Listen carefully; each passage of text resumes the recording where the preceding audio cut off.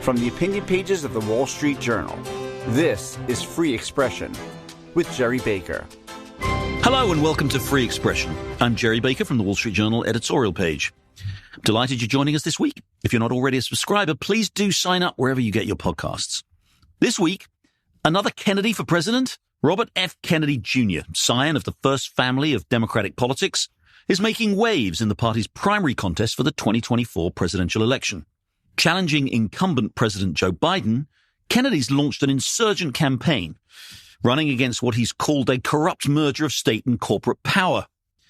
Kennedy, son of the assassinated presidential candidate, former senator and attorney general of the same name, and of course nephew of President John F. Kennedy, made his own name for years as a campaigning lawyer. He pursued environmental cases against big energy and other companies, but perhaps was best known as a fierce critic of vaccines, especially those given to children. He's made claims repeatedly that have been widely discredited by scientific evidence about the dangers of mass immunization, and he's, of course, spent a lot of time suing pharmaceutical companies. But his presidential campaign is focused on what he argues is government overreach.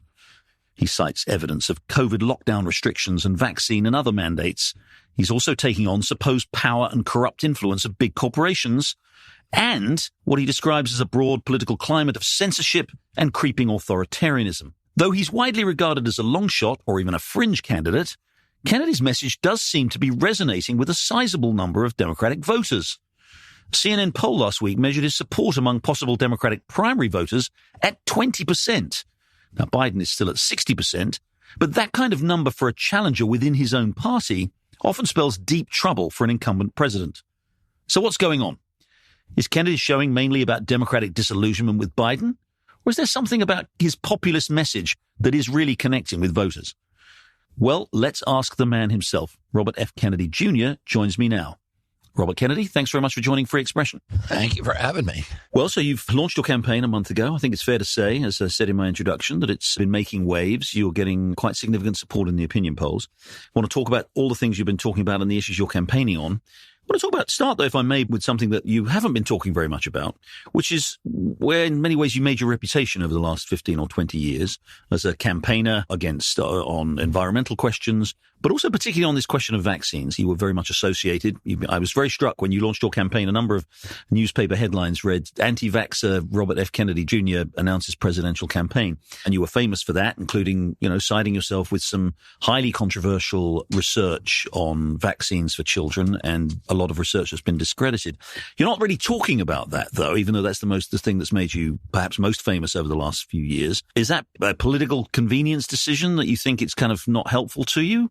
Or does it reflect in any way, some way that you've actually retracted some of those things that you've said? No, I'm happy to retract anything where if somebody shows me where I got something wrong. But no, I'm not leading with the issue because it's not a primary issue of concern to most Americans, but I'm happy to talk about the issue in whatever detail people want. There's some crowds that I talk to that's what they want to hear. I have a big following in the health freedom community. I talked to a group of them in San Diego this week, and it was moms mainly, and that's what they want to hear about. But, I have a broader message than that. I want to talk about the war. I want to talk about the economy. I want to talk about the attack on the middle class. And so those are the issues that I'm primarily leading on. I mean, again, I don't want to dwell too much on this, but it is obviously a topic of importance. You say you're happy to retract anything that's pointed out. I mean, there have been many of these cases that, again, you've been associated with the vaccines, the MMR vaccine, the famous study that was proven to be almost entirely fraudulent, which suggested a link between MMR vaccines and autism in children. Do you continue to believe that many of these childhood vaccines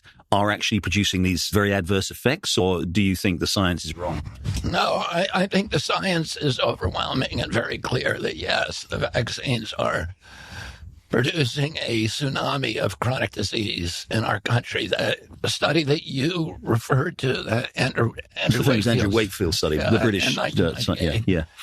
And that study was interesting because it was only a footnote in that study where I think he said 8 of the 12, there were 12 authors of that study, and they're all prominent physicians. He said 8 of the 12 children that we examined, their mothers said that they had onset of symptoms immediately after the vaccine, the MMR vaccine. And that prompted the same kind of wave of horror from the industry, and, that ultimately ended up in the retraction of the article, for better or for worse. But there's literally hundreds and hundreds of articles that show that vaccines cause autism. And by the way, the vaccine courts have awarded millions and millions of dollars to children who got autism from the vaccines. The heads of CDC, et cetera. In a polling case is one where the child received $20 million for getting autism from the vaccine. There's no ambiguity as what happened, but there's also hundreds of studies. There are bench studies, there are retrospective studies, there are placebo-controlled trials, there are animal studies that indicate that connection. I actually have assembled about 450 of those studies in my book. I think it's a 2016 or 2014 book, Aerosol, Let the Science Speak, and none of those studies have been refuted. Well, the British Medical Journal, famous study in 2011, especially over the Andrew Wakefield science, said that the initial study was conducted, quote, dishonestly, irresponsibly, the data were bogus, and it said clear evidence of falsification of data should now close the door on this damaging vaccine scare. Do you think that was just them speaking? No, I think the journals themselves, you need to read these studies chronically, but I don't base anything I say on that study. That's another trope of the industry. But was that study fairly retracted? I would argue no, that it wasn't. In fact, the central finding of that study, there was a finding that said that linked autism to gastrointestinal problems, which had never been, because originally autism was a psychiatric diagnosis, and a psychiatric diagnosis had never been linked to gastrointestinal problems, and that is now regarded as accepted science. As I said, it was just a footnote in that study that says, by the way, 8 of the kids we examined, their mothers reported that they had onset of autism immediately after the MMR vaccine. This is something that should be examined. So there was a huge publicity barrage, and then the medical cartel gathered to stifle that study. And of course, the medical journals, which are primarily funded by the pharmaceutical industry, were part of that. Yeah. The same way they did with the COVID vaccines. So although you're not making it a key part of your campaign, and I really want to come on to the things you are making a key part of your campaign, if you were elected president, you believe these vaccines are doing enormous harm to children, would you through executive action or seek legislation or whatever to essentially halt these vaccination programs? I would actually have the studies done so that we can actually have an idea about what the risk profile is for those products. None of these products have ever been tested prior to giving to children. There's now 72 vaccines that are now mandated for kids, 72 doses of 16 vaccines now mandated for American children. Not one of them has ever been tested for safety in a pre-licensing placebo-controlled trial. So nobody can tell you whether any of those products are averting more problems than they're causing. What I would do as president is immediately order NIH to do those studies. Okay, well, let's move on again to the topics to say that you have chosen to make the focus of your campaign. When you launched your campaign, you talked about a, quote, corrupt merger. You were essentially campaigning against a corrupt merger of state and corporate power that's threatening to impose a new kind of corporate feudalism in our country. What do you mean by that? There's 100 ways to talk about that. One of the ways to talk about it is the capture of our agencies. And I'll give you an example. When I sued the Monsanto company, we came across emails during the discovery process that showed that the head of the pesticide division at EPA for a decade was actually secretly working for Monsanto. And unfortunately, that is not the exception. That's the rule. He was killing studies. He was altering studies. He was ghostwriting studies for his true boss, which was Monsanto. And, I've been litigating against these big polluters, against the agricultural industry, factory food farms, against the cell phone industry and telecommunications, and against, of course, the pharmaceutical industry for many years. In each of those cases, the agencies that are supposed to protect Americans from bad behavior of those industries have now been captured and turned into sock puppets in the industries that they're supposed to regulate. And this is true across the government. It's true, and it happens through, agency capture occurs through a variety of mechanisms, revolving doors, funding. Sorry, but do you think that's true? I mean, I take your point, and I think a lot of people sympathize with some of the things you say, but you talk about the EPA and you talk about Monsanto then in particular, but you've talked about the way in which these companies capture agencies. I mean, given the way the Biden administration has been approaching, for example, environmental issues, things like permitting for oil exploration and things like that, and given some of the EPA's rulings that we've seen under Democratic presidents, do you really think that reflects the proposition that the EPA has been captured by energy companies? Do you think these big energy companies are really driving EPA decision-making? I do think so. And I think they not only drive decision-making in the industry, but they also drive decision-making in Congress, which is why they're so heavily subsidized. I mean, if the coal industry, for example, had to comply with the law, it would not be allowed to do mountaintop removal mining. Mountaintop removal mining has now cut down the 500 biggest mountains in West Virginia. These are our Purple Mountains majesties. These are the landscapes where Daniel Boone and Davy Crockett roamed. There's no American that want to see any of those mountains cut down, much less flatten an area the size of Delaware. It's all illegal. They've filled 2,200 miles of rivers and streams, and the only way they get away with it is because EPA is a captive agency. We have now mercury in every freshwater fish in America, according to the National Academy of Sciences. Though that mercury is coming primarily from coal-burning power plants, it is illegal. But the plants get away with it because the EPA is captured by the industry. The forest cover on the high peaks of the Appalachians from Georgia all the way up to northern Quebec have been completely deforested, and the high-altitude lakes on those ridges are now sterile from acid rain. That is another outcome of coal-burning power plants, which is supposed to be regulated legally. It's illegal, and yet they get away with it because we have a captive agency. I could give you 100 more examples. Well, let me talk the broader question then about environmental energy policy. Again, this is something you've been very much associated with for a long time.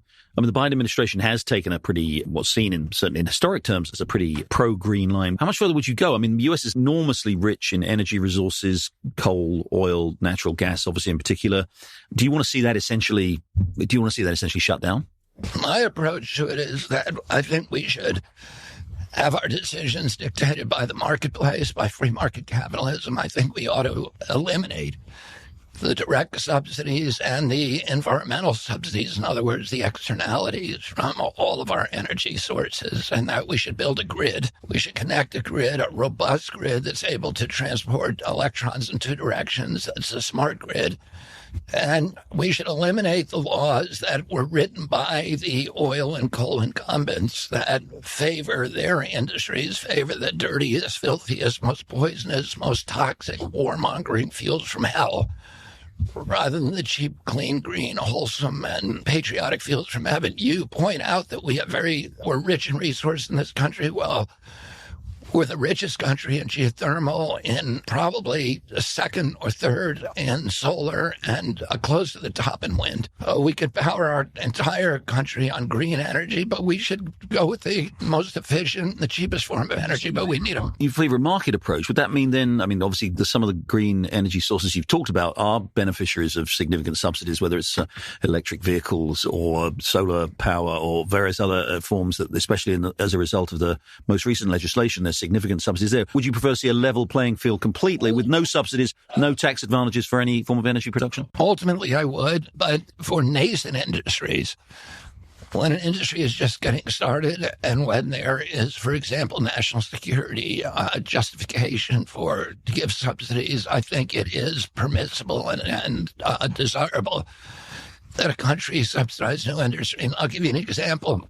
When George Washington was inaugurated here in New York, he had to get an Italian-made coat because we didn't have good tailors in this country, and the British had cut off our capacity to do finished products in the fabric industry. They took our raw cotton, made it themselves, made the clothing themselves, and then sold it back to us. And George Washington said, this isn't right. We need to subsidize the start of an industry in this country to make ourselves independent of Great Britain.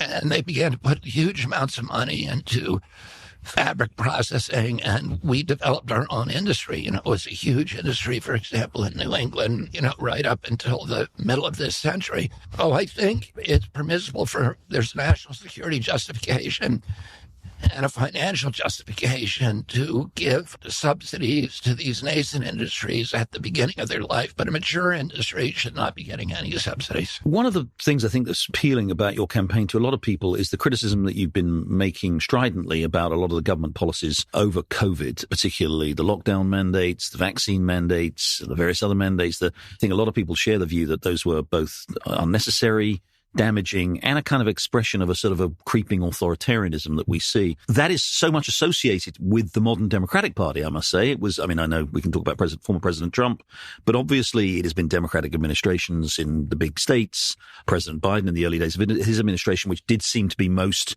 insistent on this government-mandated approach to the way in which people live our lives. Do you think that direction the Democratic Party has taken in the last few years is maybe one of the reasons why people are expressing interest in your campaign? I think it's an issue that more and more Americans are understanding and are troubled by.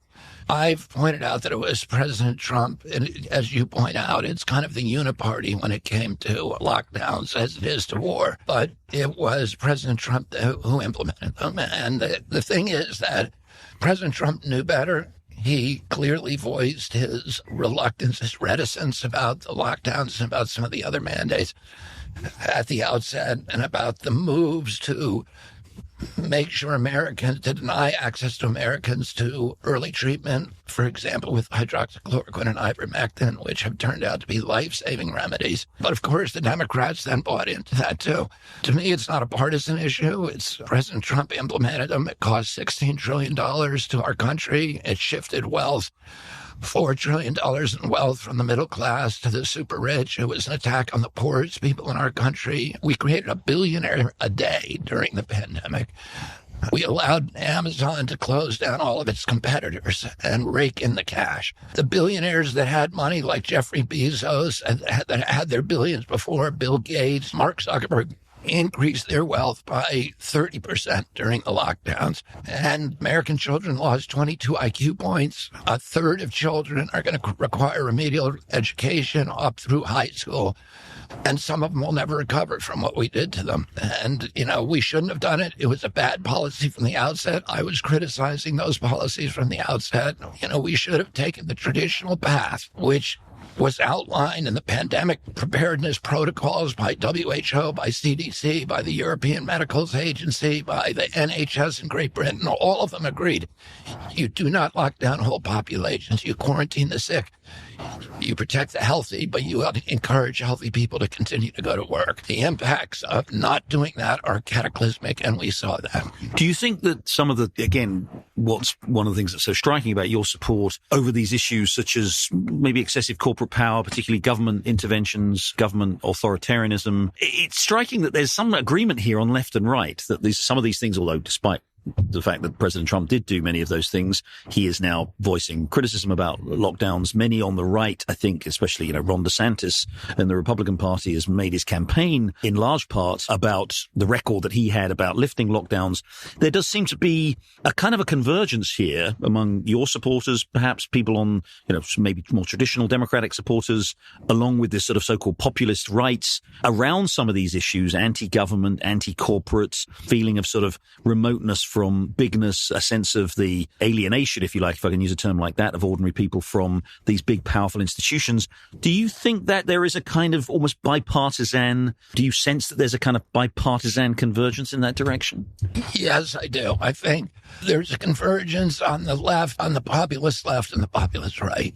And that, my dad used to look at what was happening in Latin America, where you had this extreme stratification in class, where there was huge aggregations of wealth and the oligarchy above, and then you had widespread poverty below and no middle class, and he thought that was untenable. And now we're looking at the same kind of stratification in the United States. My father was leading a populist uprising, but he would look at Latin America and he'd say, instead of helping the oligarchs and these military juntas share their values, the United States really needs to give aid directly to the poor.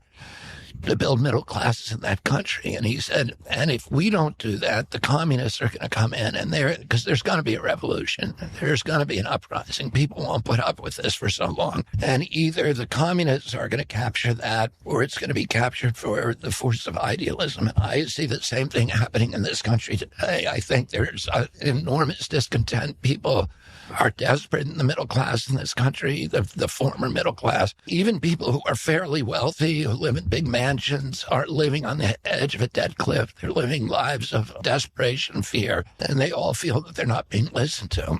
And there's going to be a revolution, and somebody's going to capture that, and it's either going to be somebody like Donald Trump, who I think will lead us into a dark place, or it's going to be captured by forces of idealism. And, what does that revolution look like? I mean, what does this populist revolution, how does it manifest itself? What does it result in? How does it change the way this country is run? What do you expect? I think it's the dismantling of this merger, this corrupt merger of state and corporate power, the end of the warfare state, of the surveillance state, the end of this permanent, forever wars that we have, that America needs to start projecting, as China does, economic power abroad rather than military power, which has been a catastrophe for our country, for our national security, and for the safety of Americans. We are not safer because of all these military involvements. We're not more prosperous. We're going to take a quick break there, but when we come back, I'll have more with Robert F. Kennedy Jr., the leading challenger for the Democratic presidential primary race against Joe Biden in next year's presidential election. Stay with us. You're listening to Free Expression with Gerry Baker. Don't forget, you can listen to the latest episode anytime on your smart speaker. Just say, play the Opinion Free Expression podcast. Now, back to Gerry Baker. I'm back with Robert F. Kennedy Jr. We're talking about his insurgent campaign for the Democratic primary nomination against Joe Biden. Let's talk in particular Ukraine. You've been critical of the U.S. support for Ukraine and the U.S. policy towards it. Recently, you were asked in an interview, what would you do about the war in Ukraine? And your answer was settle it. That's what you said, settle it. The Russians have repeatedly offered to settle. But the Russians are repeatedly offering to settle on the basis of seizing parts of Ukraine, seizing parts of a foreign country that isn't theirs. Wouldn't that be settling on on any basis of a Russian approach or kind of ideas the Russians have? Wouldn't it reward their aggression? Can the United States afford to do that? The original Russian offer, which was the Minsk Accords, which they offered to sign and support, did not dismantle Ukraine. It simply protected the ethnic Russians in Donbass who were under attack, had 14,000 of them killed. Their language had been taken from them, and they had voted to join Russia, and Russia refused. Russia did not want them. Russia said, no, we want to keep Ukraine a functioning nation, but that they should have some autonomy within Ukraine to protect their citizens of the Donbass and protect their language and culture. And, I think that was a reasonable demand. And Russia also asked that NATO be kept out of Ukraine, which I think was also reasonable. My uncle, John Kennedy, always said that you have to put yourself into the shoes of your adversary. June 10th is the 60th anniversary of his speech to an American university, which is probably the most important speech of his life. That speech was an interesting speech because he was telling the American people what the Cold War was like from the Russian point of view. And he reminded Americans that, because we were raised thinking we were won the World War II. Americans won it. We watched all of the TV shows. I watched Combat with Vic Morrow, and it was the Americans who won the war. And my uncle was saying to him, no, it was the Russians who bore that brunt of that war. 1 out of every 7 Russians were killed. They were invaded through the Ukraine. 3 times they've been invaded. And we need to understand that. And the Russians from the beginning were saying it's a red line to bring NATO into the Ukraine. And it was, it's not just me saying this. It's George Kennan, who's the architect of American foreign policy, and he said if you move NATO to the east, the Russians are going to be forced to respond with violence. But your uncle gave that famous speech less than a year after he had stood down the Russians in an act of extraordinary intervention and indeed one could say aggression over the Cuban Missile Crisis, and the nearest the world's been brought to a nuclear exchange in the last 75 years because your uncle stood up to Russian aggression. Do you think Vladimir Putin is the aggressor here, or do you not think that? My uncle made a deal with the Russians, and the deal was that we would remove, we both understood that we have a sphere of national security.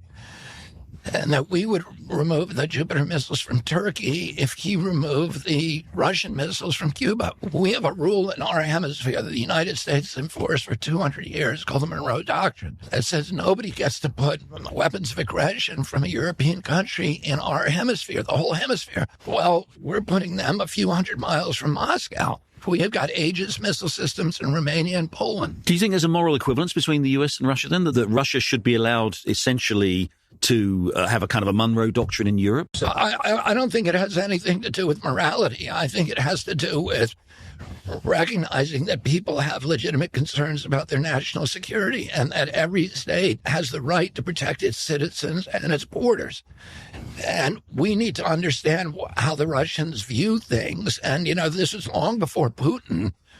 The Russians were warning us not to move NATO to the east. Do you think Putin is an aggressor, or do you think he's just simply defending his own national interests in a reasonable way? No, I think his invasion was illegal. It was brutal. And he had other choices. So what do we do, given those circumstances, other than support the Ukrainians in their fight? Well, the Ukrainians wanted to settle the war, and the United States didn't want to settle. And there were people within Ukraine who also didn't want to settle. But Zelensky won 70% of the vote in 2019 on a peace platform. Here's a completely unknown guy who's a comedian and actor, and he wins because he's promising peace. And he promised to sign the Minsk Accords, and then we didn't want him to. And every decision we've made, it's been about elonging that war. And, President Biden has said that the real reason that we're in that war is regime change in Russia, which is the long-term aspiration of the neocons who've been running the White House now. I'm just struggling to understand, would you just accept the situation, again, without American support for Ukraine? I think most people would agree over the last year the Ukrainians have fought incredibly bravely, but they would probably not have been able to resist the Russians in the way that they have. So is the alternative just to accept Russian? It sounds as though, and I'm not putting words into your mouth, but it sounds as though, given your reference to the Monroe Doctrine and the way in which, countries look after their own interests, and particularly in their own spheres, that somehow we just have to accept that Russia should either from a territorial or at least a kind of strategic sense be allowed to dominate Ukraine, those other countries on its borders. Do you accept that? I've never said that. That's you putting words in my mouth. I'm saying that under analogous circumstances in the United States, if Russia put nuclear weapons right in Mexico or Cuba or Canada, that we would invade and we would take them out. So all I'm saying is if we want peace, which everybody says we want, then we need to put ourselves in the Russian shoes and figure out why are they doing this? What do they need to get to peace? And what we've said, again, President Biden said he wants a regime change in Russia. That's not a good thing for the Ukrainians.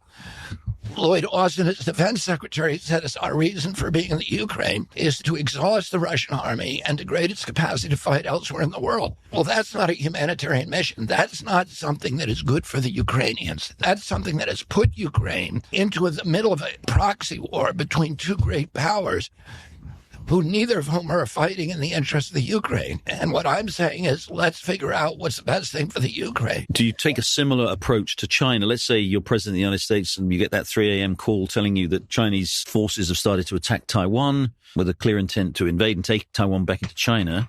The US has long maintained its position of strategic ambiguity there, but President Biden has certainly indicated that the US would back Taiwan with military support if necessary. What would your response be if China were to do that? Yeah, well, it would be stupid for me to project that at any rate, which is exactly why we have that posture of strategic ambiguity, because everybody knows that any president who answers that question would be an idiot. So I'm not going to answer that question. But I think what we should be doing is, there are people within the White House who appear to want war with China. And I think we should be de-escalating that. The Chinese don't want a war with us. They don't want to go to war against. And the Chinese and the Taiwanese ought to be able to work out their differences without the threat of war from the United States. We should be de-escalating. The Chinese want to compete with us and they want to dominate us. But they don't want to do it militarily.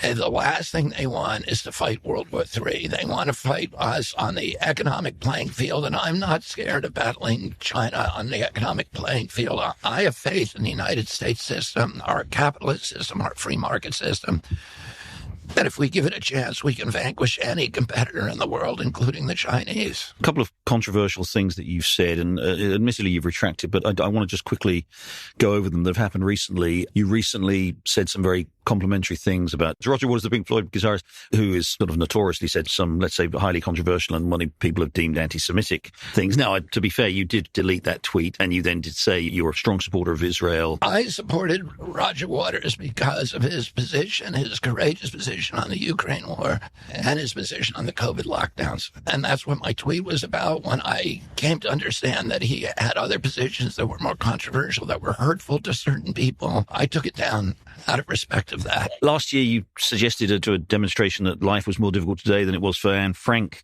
and those attempting to flee Nazi Germany, saying, you quote, even in Hitler's Germany, you could cross the Alps to Switzerland, you could hide in an attic like Anne Frank did. There's just this sort of, some people see as a kind of slightly kind of worrying pattern here in remarks that you make that maybe, at minimum, reflect a sort of a slight flippancy, at least, about the Holocaust and about some of these things. I never compared COVID lockdowns or the COVID response to the Holocaust. That was a trope that was invented by CNN and then repeated again and again by the rest of the mainstream media, and me being censored. I have had no capacity to respond to that. But anybody who looks at my speech will see that that's not what I was doing. I was talking about the arrival of all of these new technologies that could be used for surveillance and control, the AI technology, which we should all be worried about. The facial recognition systems that are now ubiquitous, 415,000 low-level satellites that are going to be looking at every square inch of the Earth 24 hours a day. The GPS, etc., our devices that can listen to us and see where we are and trace us and track us and look at every transaction. And I said that the arrival of these technologies is a threat to our democracy. What we ought to be doing right now is strengthening our democratic institutions rather than weakening them. And that in all of the totalitarian systems in history, and I gave examples of multiple left-wing and right-wing totalitarian systems, that the ambition of every totalitarian system is complete control of human behavior. But throughout history, no totalitarian system has ever been able to achieve that. Now, today, because of technologies, we will be able to, so we need to strengthen those institutions. That very valid point was deliberately, I would say, misread by the mainstream media into casting me as somebody who was insensitive to the victims of the Holocaust, and nothing that I said evinced that.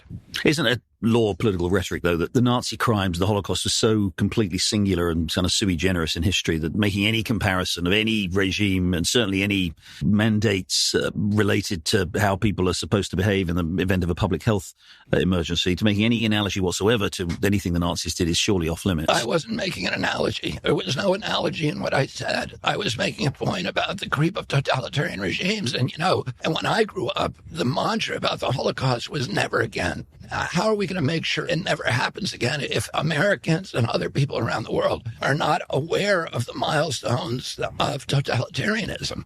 People compare Putin to Hitler all the time. Is that invalid? I think it's invalid, but I think they should be able to do it.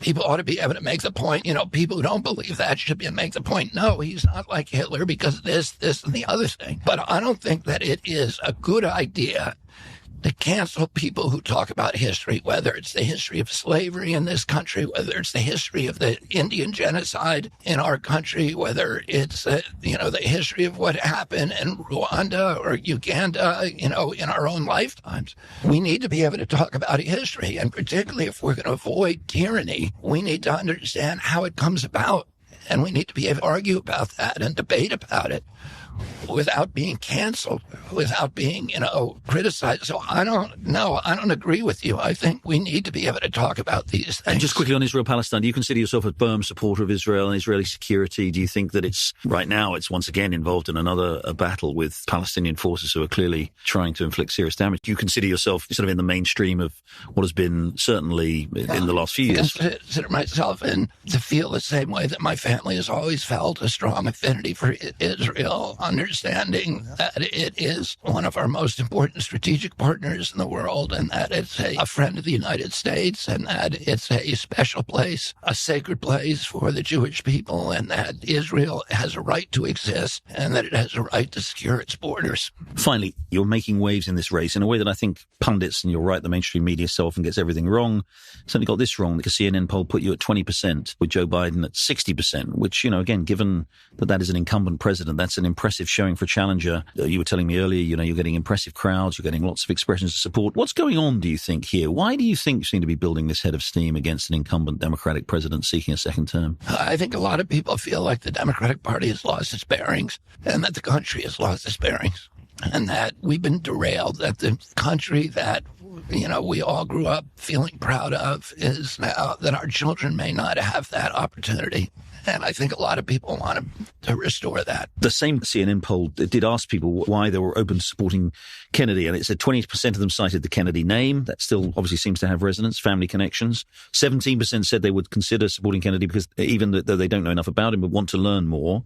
12% of Kennedy-curious voters, according to this, said they would support his views, policies. Is it primarily dissatisfaction with Joe Biden? Is it to do with his age, with concern about the way he's led the party, the way he's led the country? Is that what's driving people to look for an alternative, or do you think some of these specific issues you're talking about are actually resonating? I think, as that poll suggests, that it's a combination of things. Personally, do you think Biden is the age issue? Is that important? Do you think that's something that is worrying people?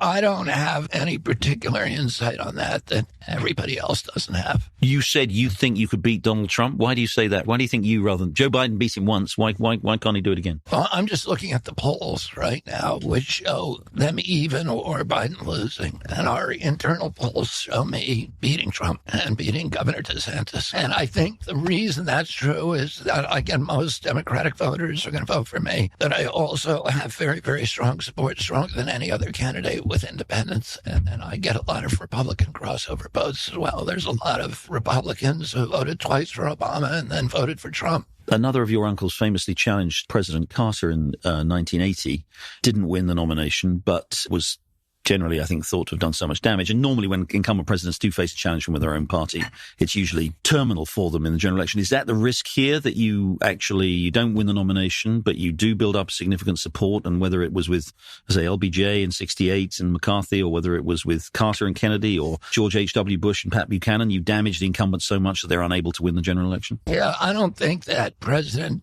Biden's troubles are coming from me, number one. Number two, I ran my uncle's campaign in the southern states in 1980, and that was a very, very bitter campaign. There was personal bitterness between my uncle and President Carter, and that bitterness, I think, percolated down to, the people who supported him within the Democratic Party. And my approach to this campaign has been to not make it personal. I've known President Biden. I've had a long friendship with him. I'm not going to make this a personal campaign, but I am going to talk about issues, and that is good for our democracy. Robert F. Kennedy Jr., thanks very much for joining Free Expression. Thanks for having me. Well, that's it for this week. Please do join us again next week, and I'll have another deep look at a big issue that's shaping our world, our politics, and our culture.